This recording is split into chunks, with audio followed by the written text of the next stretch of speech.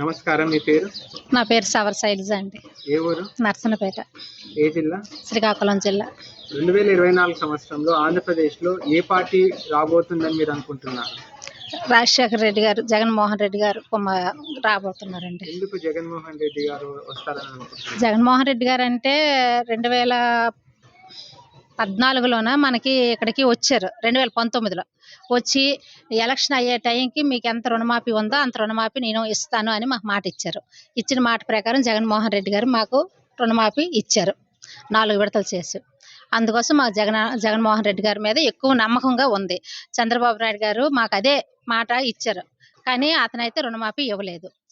3 విడతలు చేసి మాకు పసుపు కుంకాలు అనేసి 3,000 చొప్పున వేశారు.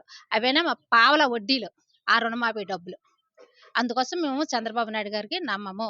మేము జగన్మోహన్ రెడ్డి గారికి ఓటేసి గెలిపిస్తాము. మీకు ఈ పథకాలు ఏ విధంగా మీకు ఉపయోగపడ్డాయి మీ ఇంటికి? మా ఇంటికైతే అన్ని విధాలుగా ఉపయోగపడ్డాయి. మా పిల్లలు చక్కగా చదువుతున్నారు. ఫీజు రిమెంబర్స్ వచ్చాయి. తర్వాతను మాకు పావలా వడ్డీలు వచ్చాయి. తర్వాత రుణమాఫీలు వచ్చాయి. 13,500 రూపాయలు.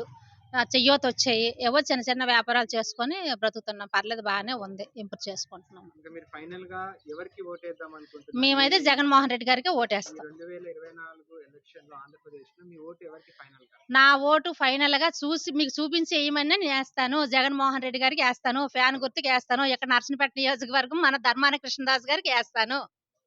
ఇది ఫిక్స్.